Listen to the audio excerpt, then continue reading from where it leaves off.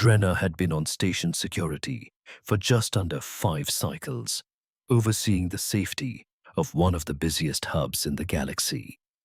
As an officer in the X-47 station's vast security network, she had witnessed bizarre occurrences before: shady traders slipping through alien law enforcement, an unregistered cargo shipment from the isolated Arthlon system. But this was something altogether different. She rewound the security footage for the third time. The footage displayed a scene she couldn't quite process. 6 Galoran cubs, barely half the size of a human child, their sleek black fur dotted with bright green spots, were moving in sync. The sequence wasn't random. They ducked and pivoted in perfect unison, executing a flawless set of combat maneuvers with the grace and precision that would make seasoned warriors stop and take note. "Play that back, Kellen," Drenna ordered her deputy, a towering obsidianian with 6 arms, his eye-like appendages scanning the holographic data as he manipulated the console. "Slow it down." Kalen hesitated for a moment, then pressed a series of buttons, slowing the footage to a crawl. The cubs twisted and spun, claws flashing in calculated motions. "Those are combat drills," Kellen said, his voice low with disbelief. "But they're cubs. They shouldn't be able to—" "I know," Drenna replied, her voice tight. "Run the analysis. This isn't a glitch. These cubs are executing sequences too advanced for their developmental stage. This is military grade. No question about it." The screen flickered, presenting a new angle of the same cubs, now performing the highly intricate Elassian flux maneuver, a move known only to elite soldiers of the Elassian Guard. Drenna felt the weight of disbelief settle on her chest. Who's teaching them these techniques? Kellen's gaze flicked to the side, a thought already crossing his mind. "The human." "The human," Drenna repeated, her mandibles clicking in confusion. "That can't be right. The only human on the station is Technician Alpha. He's a low-level maintenance worker. Nothing special." Kellen called up the human's personnel file. It was as boring as Drenna had expected. No combat training, just a long list of certifications in engineering and maintenance. Nothing extraordinary. But the cubs, they weren't supposed to be able to execute this kind of precision. "Are we sure the human's not involved?" Drenna asked. "Could he be training them somehow?" Kellen shook his head. "There's no direct contact. Technician Alpha works in a separate maintenance corridor far from their habitat. But they're always present during his shifts. They watch him." "Watch him?" Drenna leaned in, intrigued. "And then they do this? How?" "That's the thing. We've been tracking their behavior for over a week. Whenever the human works, they watch him with intense focus. They don't act out of the ordinary with anyone else. But when he's near—" Kalen paused, bringing up the latest footage. The cubs were gathered again at the transparent barrier that separated their habitat from the maintenance area. The human, Technician Alpha, was working on a control panel.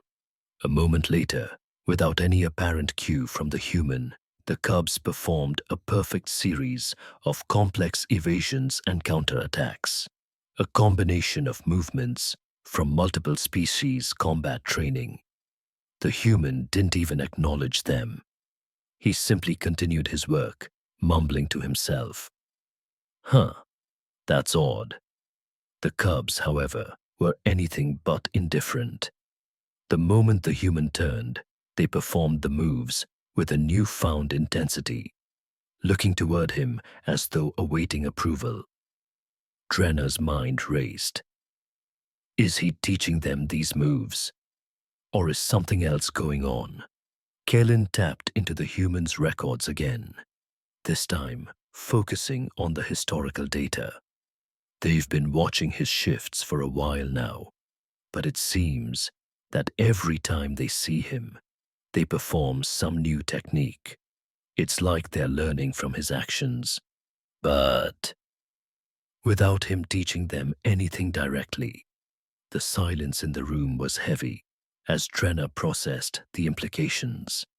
So, the cubs are learning by observation. That's unheard of for their species.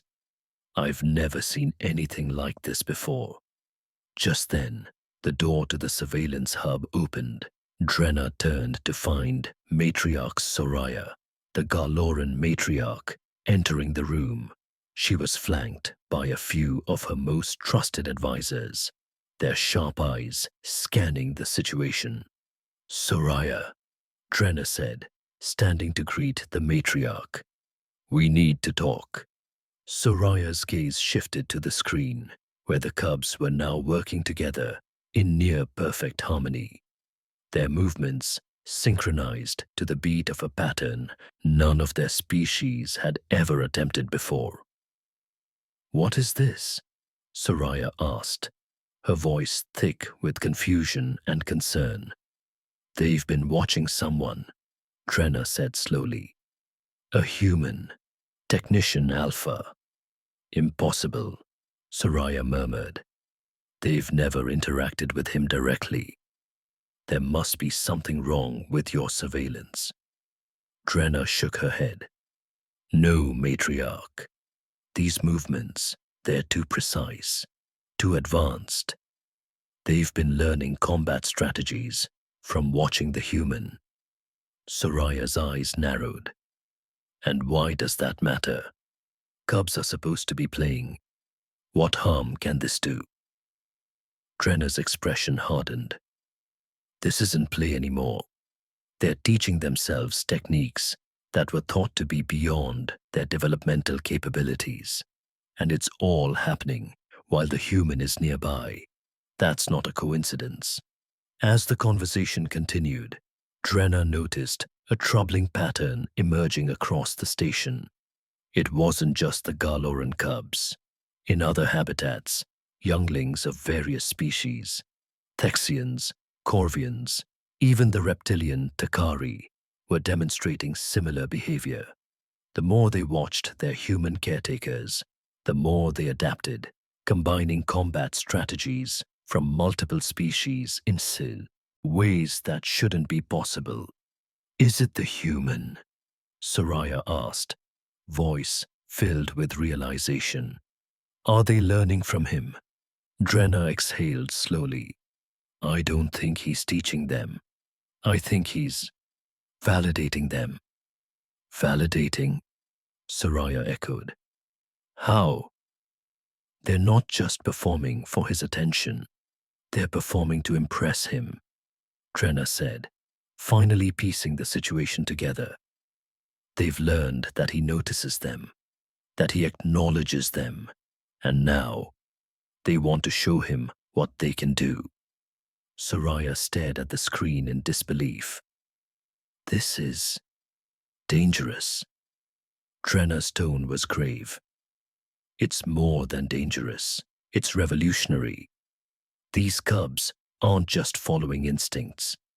They're seeking validation, something no one thought they could understand. And now, every youngling on the station is starting to do it. The room fell silent as the gravity of the situation settled in. The human wasn't just influencing the cubs. He was igniting something within every juvenile species on Station X-47, a desire to prove their worth, to show that they mattered. And that simple recognition was changing the course of their future. The situation aboard Station X-47 had transformed into something no one could have anticipated. What started as a simple maintenance task had spiraled into an unprecedented shift in the way juvenile species on the station viewed their potential. Technician Alpha, unknowingly, had set in motion a chain of events that led to a galaxy-altering realization. Recognition, however small, could unlock untapped abilities in beings of all kinds. No one could deny the power of validation, something the younglings had never received before. Now, as species-wide change was unfolding before their eyes, Drenna realized the most profound truth of all. Sometimes, the smallest gestures, like a wave, a nod, or an encouraging word, could change the course of history. And as they continued to monitor the younglings' behavior, one question loomed. What kind of future would they now shape, driven by the knowledge that they mattered long before they were ready to become something useful?